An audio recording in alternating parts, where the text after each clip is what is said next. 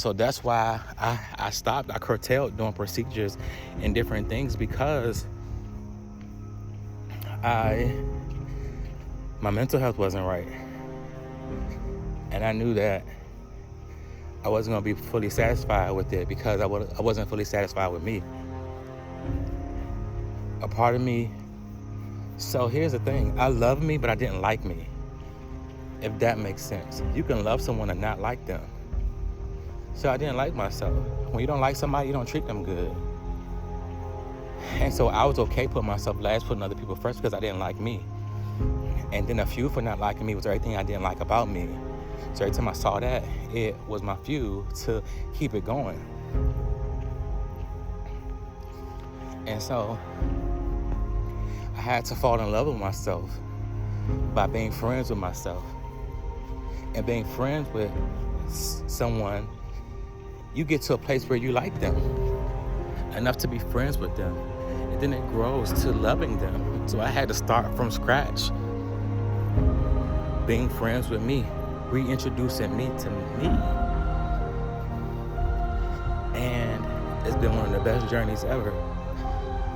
And in order for me to do that, I had to let all my other relationships sever and be put on pause because I was doing something that I never did before and it needed no distractions. And so unfortunately I had people around me. I had multiple kids around me. I had a relationship, fiance around me, everybody in the same house, everything flowing, everything going, but I could not reach that capacity. So I was coming up short. But I was willing. What are you willing to give up to go up? What are you willing to let go to go up? What are you willing to take a hit to go up? I was willing to take a hit on those closest to me, so I can be what I needed for myself, so I can really be what they need me to be that was close to me. And so sometimes you do things inch by inch, piece by piece, and that finally gets you there. But sometimes you gotta just completely get off the track and go hard in something. When the last time you just went hard in something?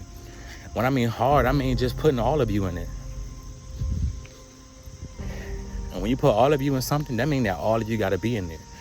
You can't have your grinding in it, but then your mind over there. You can't have your grind in this, and your grind is in that. When's the last time you put all of you into one thing that had the ability to prosper you from the sacrifice? Because if you put your all in you into something that's not profitable, then all your other areas can falter without the reward. But if you put your all into something that once you do that, it will catapult everything else, it will multiply everything else, it will signify everything else, it will build and grow everything else, then that's what you bet on. That's what you put your wager in. And a lot of times, the best bet is on yourself. It's just on you. It's on you. Not pursuing something, pursue you. That's my takeaway. Since I became an adult, I just pursued thing after thing after thing. When that dried up or fizzled out, or when it stopped yielding, I switched. I pivoted, because one thing I know how to do is pivot. If it ain't doing what I need to do, I will pivot. But in having that mindset, without the maturity of that mindset, certain things I pivoted too quick. Some stuff you gotta let sit like a slow cooker. I wanted things fast because I saw people getting it, and I felt like I should have what they had. I was in a comparison syndrome all my life. I thought I could sing until I compared somebody to somebody that had a better voice. That dimmed my singing light. I thought I could preach until I compared myself to somebody that had a more anointed preach voice, and that dimmed my preacher light. I thought I was a good husband until I saw somebody else that was doing other things that I wasn't doing, that females kind of cling to. So felt like I was a bad husband. Just staying in that comparison syndrome, comparing yourself to things that are better or that look different. Sometimes it's not even better, it's just different. Sometimes you're so caught up and used to your norm that anybody else's norm outside of that, you deem it better. When it's really not, it's just outside of your scope. And so it's okay to adopt new scopes, but not to take away from yours, from theirs. And so,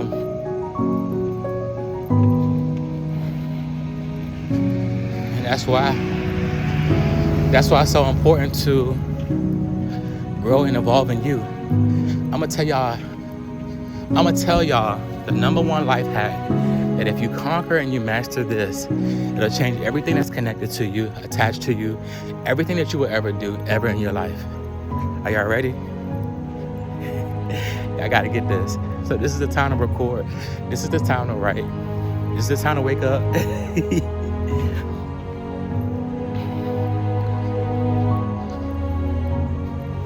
If you spend your time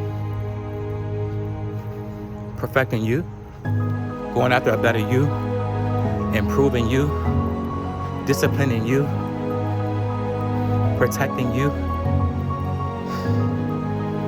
building you, loving you, growing you, if you just spend your time in that, if you let that be your vision board. We have these vision boards for everything we want to do for the year, this, and this, but in the center of that, it needs to just be you. I'm here to tell you, if you just go after you, how about 1 year, you don't put none of those things and you just pursue you for that year? I'm talking about a whole year, a whole 12 months, a whole 365 days. Would you just go after you? I ain't trying to write the book. I ain't trying to scale the business. I ain't trying to start the business. I ain't trying to get married. I ain't trying to find a relationship. I ain't trying to do none of these things. I just want me. And I just want the God in me. And I'm going after it. I promise you, if you just went after you, pursue you, studied you, the same thing you have to do for all these other things, if you just did that and you made you a better you, the better you can pull those things off. Because I'm here to tell you, if you don't make a better you, you got all these things on your list, this version of you, it's not going to get it. And you're left to bite the dust. That version not going to get it. You got to look at that version of you like an age of a child. You just got to look at that version of you like an age of a child. I got to say it like that. There's certain things that a 7-year-old is not going to be able to do that a 17-year-old is going to be able to. And so if you have the development of a 7-year-old and the thing that you're trying to do, it's certain things, no matter what you read, hear, teach, preach, you're not going to be able to pull it off because you're not mature enough to pull it off. And maturity doesn't come just from age, just from the wisdom of age, with things happening. It's by you being intentional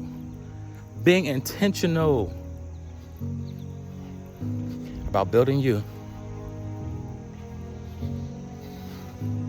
Because if you focus on you 12 months of a year, for 1 year straight, the developmental state of you being at age 7 in this thing, it can take you to age 17 in 12 months. So then, everything that you read, taught, listened to, heard, you can pull it. You can pull it off. You can pull it off. You can pull it off. But people feel like they're already past time because they look at their age and then they get into a comparison syndrome. There it is again.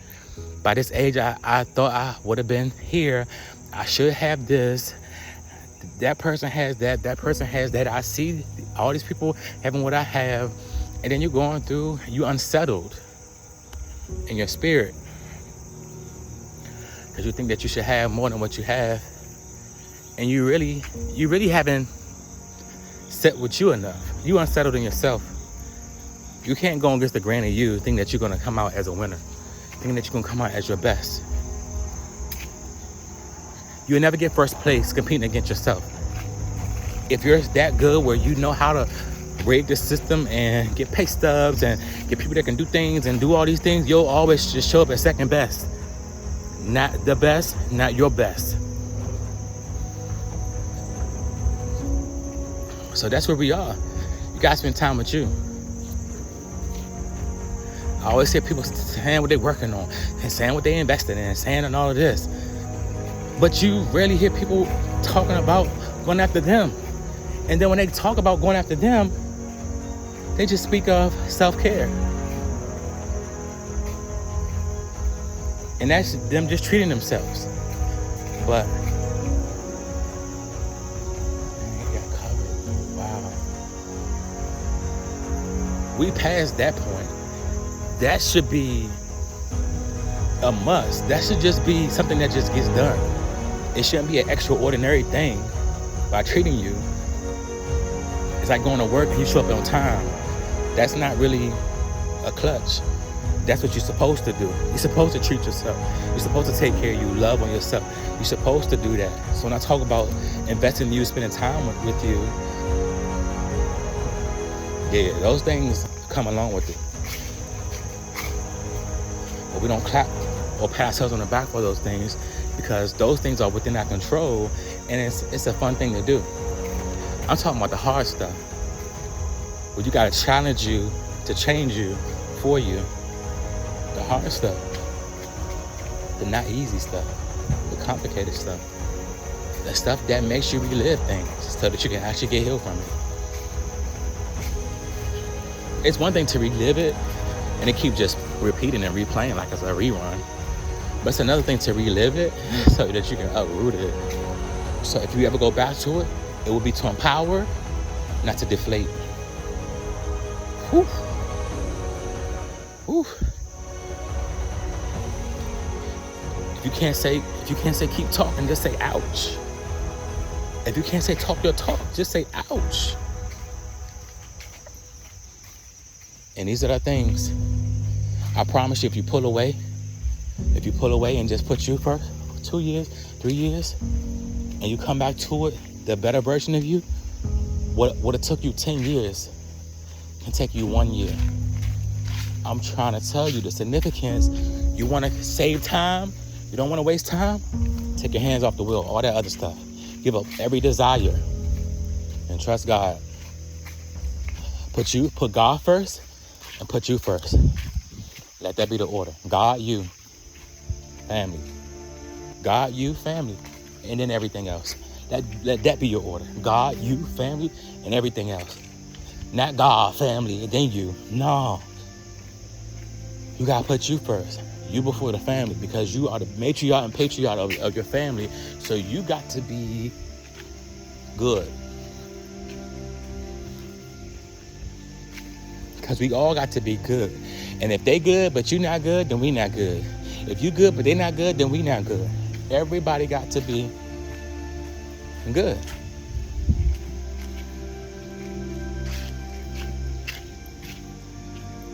If you can't say I hear it, just say I'm listening.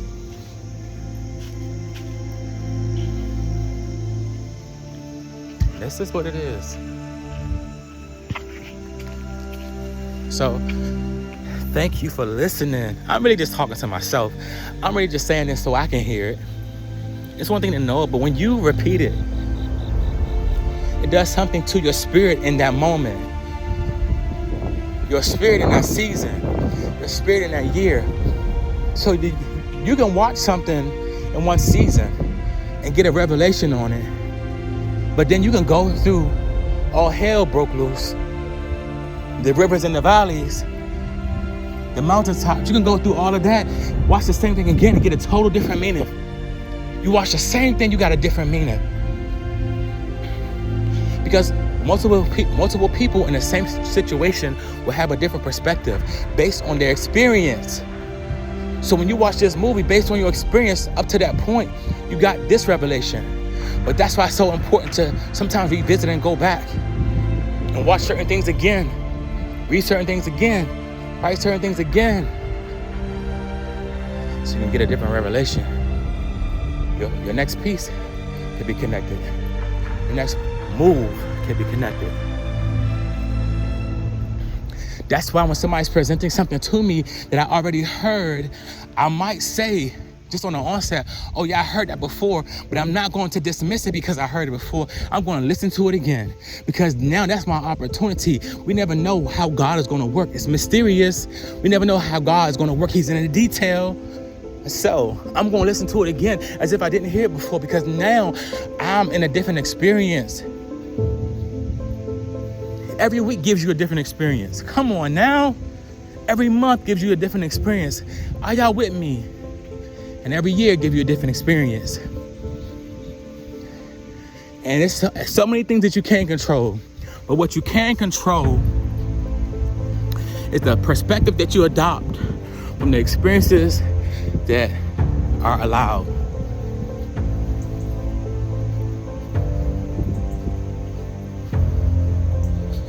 You can't control anything else, but you can control your perspective. A perspective can have one man in a storm, and he's contemplating ending his life so he don't have to endure it no more. While another person is in a storm, and they're grateful, and they have joy, and they're like, all the things that I'm losing, I never needed it. All the things that I built, it was attached to a false ideology of myself. So thank you for allowing this to happen so I can be free. And then they know that certain things are just a prerequisite for you to get higher. And the storms come and they bring elevation. Every storm brings elevation. So their mindset and their perspective is on elevation rather than the storm. And so they are excited about the elevation. Notice I didn't say a storm, because they're not even processing it as storm. They're processing it as elevation. They're processing it on a prerequisite that's needed for me to get to my next. I'm here to tell you, for those of y'all that have been stalled, or stuck, you need a storm.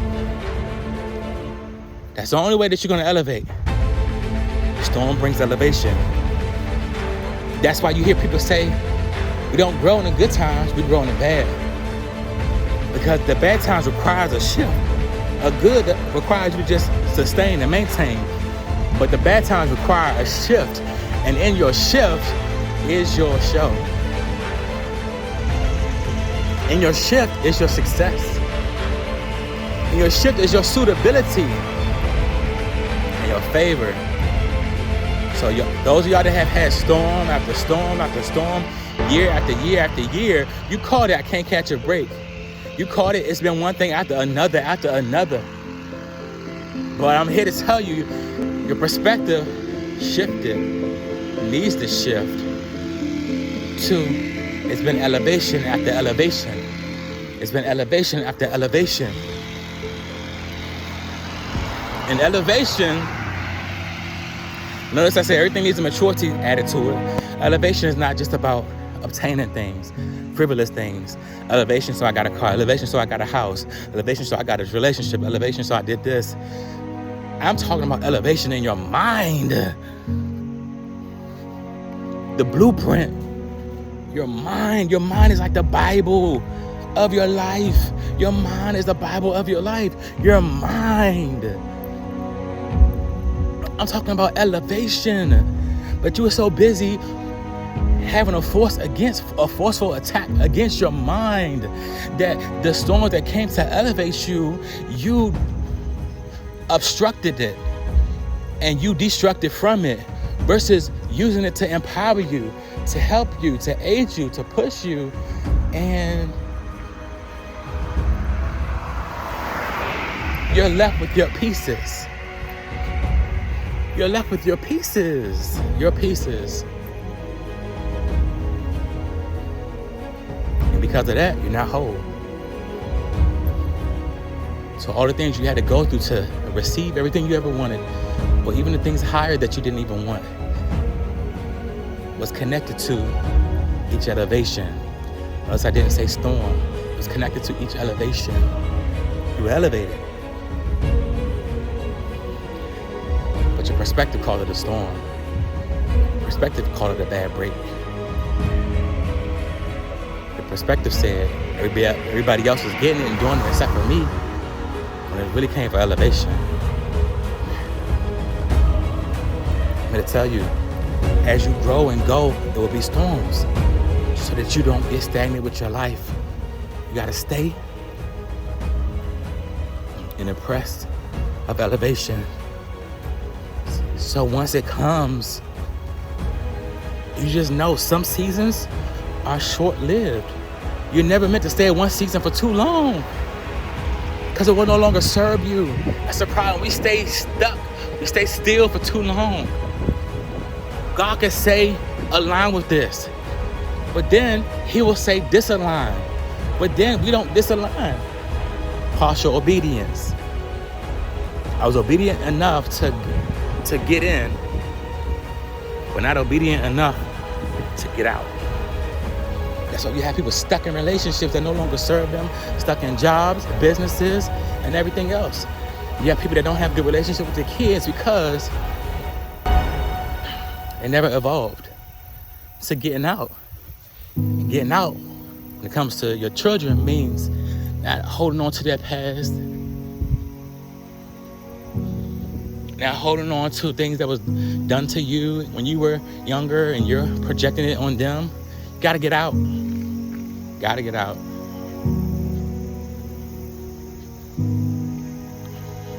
And this is why I say, if you just focus on you for 5 years and gave up every desire, everything that was meant for you will attach to you.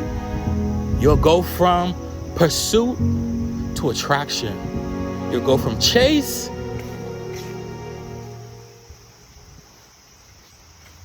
to receiving.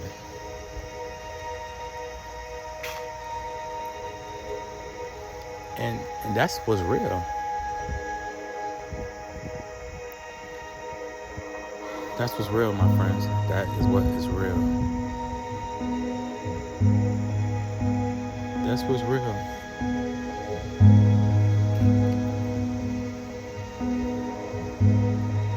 But that ends it for me.